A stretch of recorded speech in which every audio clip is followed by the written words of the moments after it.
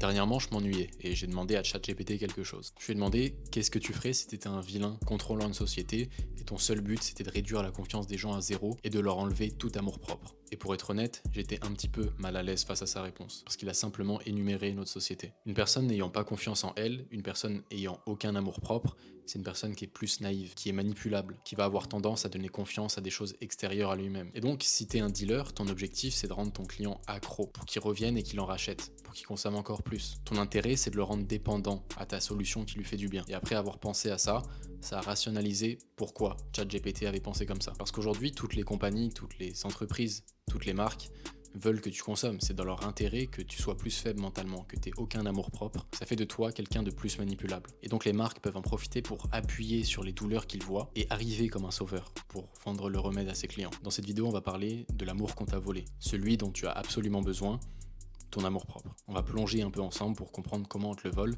et comment tu peux le protéger. Le premier point mis en lumière par ChatGPT dans ce script-là, ça aurait été de maintenir une pression constante pour la performance et le rendement. C'est-à-dire créer un système économique où la productivité individuelle correspond à la valeur de l'individu. Il aurait créé un système économique où le stress au travail serait omniprésent, avec des attentes démesurées, où tout le monde était constamment évalué.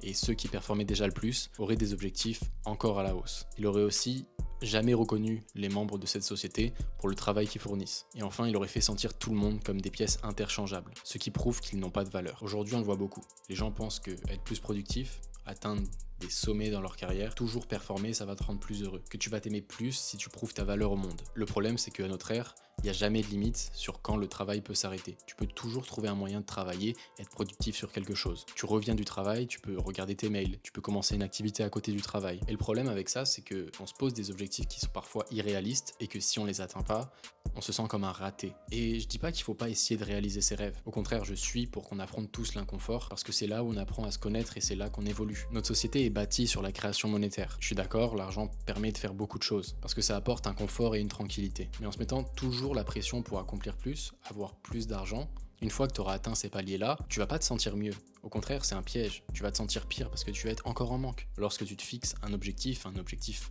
parfois irréaliste, dans ta tête, tu vas créer cette image mentale du toi qui a atteint cet objectif déjà. Et tu te compares tout le temps à cette version que tu penses plus avancée de toi. Et en pensant comme ça, tu t'empêches d'avoir du bonheur maintenant. Parce qu'il y a toujours une condition à ton bonheur. Il y a toujours une condition, quand j'aurai atteint ce palier-là, je serai heureux. Mais il faut que tu te poses la question, avant tout, pourquoi tu veux atteindre cet objectif? Je pense que c'est pour atteindre du bonheur aussi. Et donc tu te prives totalement de bonheur pour quelque chose qui est censé te donner du bonheur et dont t'es même pas sûr qu'il va t'en donner. Faut savoir que t'es comme un muscle. À force de le contracter encore et encore et encore, sans jamais le relâcher, il va briser. À chaque fois que t'échoues face à cette version parfaite de toi-même qui a tout accompli, t'es un hamster dans une roue. Tu tournes en rond et t'atteindras jamais le bonheur que tu penses vouloir. Ne fais pas à toi-même ce que tu n'aimerais pas que les autres fassent à toi. Simplement t'aimer pour la valeur que tu apportes. Est-ce que tu préfères être en couple avec quelqu'un qui t'aime pour ton argent, donc la valeur que tu apportes, ou quelqu'un qui t'aime malgré les difficultés, qui t'aime pour qui tu es et ce que tu représentes, parce qu'il faut que tu aies aussi cette relation avec toi-même. Et je pense que prendre 1 heure par jour pour faire quelque chose qui te plaît sincèrement,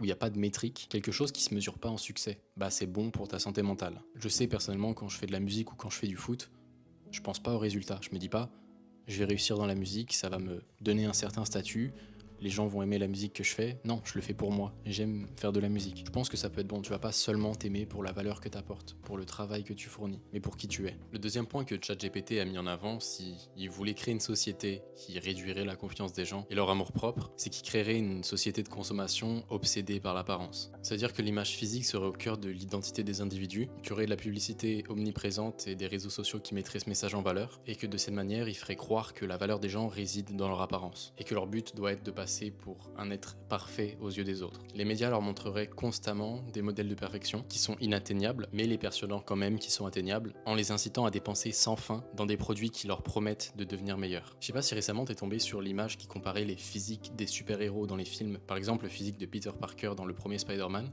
était vu comme un bon physique, ou bien le physique de Wolverine à l'époque était vu aussi comme un bon physique. Et en quelques vingtaines d'années, on peut voir la différence drastique qu'il y a entre les super-héros d'avant et aujourd'hui, entre ce qu'on considère comme un corps fort, musclé et beau, et aujourd'hui où tous les acteurs sont dopés jusqu'à l'os pour avoir ces physiques incroyables. Ce qui cause ça, c'est notre surexposition à l'extraordinaire, et qui normalise petit à petit des choses qui étaient considérées comme pas ordinaires à l'époque, mais qui aujourd'hui sont pâles, parce que les attentes ne font que monter, monter, monter jusqu'à l'infini. Et créer ces façades en montrant seulement le côté positif et en mêlant aussi l'ensemble de la population mondiale dans un algorithme fait qu'on a un nombre illimité de personnes à qui on peut se comparer. Et les humains, on vit par comparaison. On calcule sans cesse nos chances de survie dans l'environnement où on est. Et c'est littéralement du darwinisme. On a peur de se faire éliminer par la sélection naturelle face à quelqu'un qui peut être plus fort, plus beau ou plus attirant pour les autres. Et donc voir que les gens ont des corps meilleurs, des vies meilleures que les nôtres, ça va développer la peur de ne pas être assez, ça va réduire notre amour-propre. Et donc aujourd'hui, chaque fois que tu vas sur Instagram, tu regardes sans doute des publications ou des stories. En comparaison, toi, si chaque jour tu fais rien,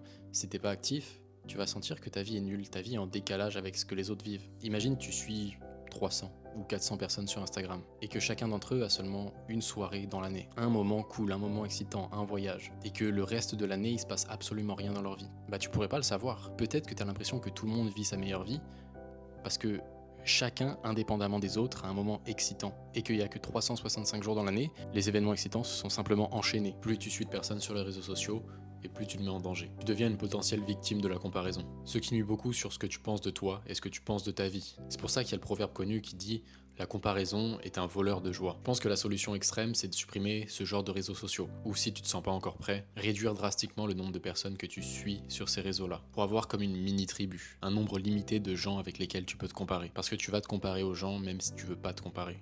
C'est inconscient. Ça va te permettre aussi d'éviter de donner le contrôle de comment tu te sens à propos de toi-même à une entité extérieure. Croire que tu vas être plus aimé si t'as plus d'abonnés, si t'as plus de likes. Être populaire, ça veut pas dire que les autres nous aiment plus. Et crois-moi, c'est pas ça qui va augmenter ton amour-propre. Enfin, le dernier point que je vais aborder et que ChatGPT avait imaginé, un point que je trouve très important, pour détruire l'amour-propre des gens, qu'est-ce qu'il aurait fait? Il aurait créé des aspirations irréalistes et des objectifs inatteignables. Il encouragerait les gens à poursuivre des rêves impossibles, des carrières spectaculaires, des corps parfaits et des vies de luxe, en miroitant que c'est le seul moyen de s'aimer et d'être heureux. Et les personnes qui n'atteignent pas ces idéaux seraient considérées comme des ratés, et leur malheur serait le résultat de leur échec. Qui dernièrement et depuis un moment en vrai, il y a ce qu'on appelle le hustle culture, ou en français, la culture de l'hyperproductivité. Ça fait miroiter à beaucoup de personnes que le seul moyen d'être heureux, c'est d'être riche avec un mode de vie luxueux. Et je sais pas si toi aussi t'as remarqué, mais dernièrement, les gens sont de plus en plus poussés à être des entrepreneurs. Tous les jeunes maintenant veulent leur propre activité. Ils pensent qu'en ouvrant leurs propres entreprises, ils auront la richesse et le bonheur. Et la conséquence de ça, c'est qu'on voit des petites 12 ans sur internet qui font des morning routines et qui disent vouloir aller à Dubaï et finir entrepreneur. Et c'est normal parce que les choses qui sont répétées en boucle sur leurs écrans, c'est qu'ils doivent se libérer de ce mode de vie-là. Que si tu finis salarié,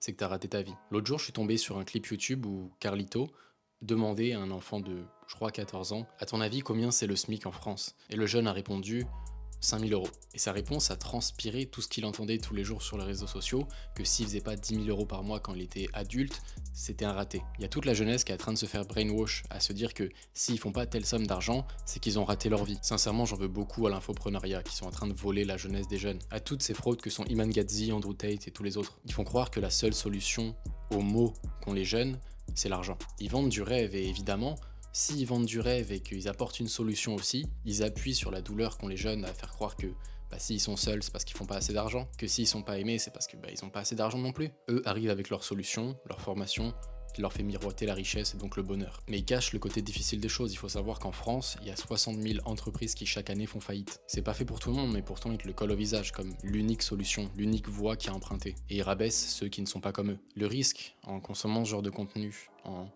se laissant croire que c'est ce qu'il faut faire, atteindre plus, gagner plus d'argent, se comparer à ces gens-là. Au final, tu vas minimiser tes réussites, qui pourtant sont grandes aussi. Et je pense que c'est important, pour garder ta santé mentale et pas te faire dévier de ta voie, il faut que tu regardes les intentions des personnes qui te disent ce genre de choses, qui te disent que tu dois accomplir plus, qui veulent te pousser vraiment à atteindre ça. C'est devenu tellement banal sur Instagram maintenant, dès qu'il y a quelqu'un qui fait un short de combien il gagne et qui montre sa vie luxueuse, tu verras sous le post qu'il a fait, qu'il a mis en description le lien pour une formation. Alors je pense que c'est important. Désinstaller ces réseaux, penser par toi-même. Alors prends soin de toi et fais les choses aujourd'hui pour le bien de toi futur.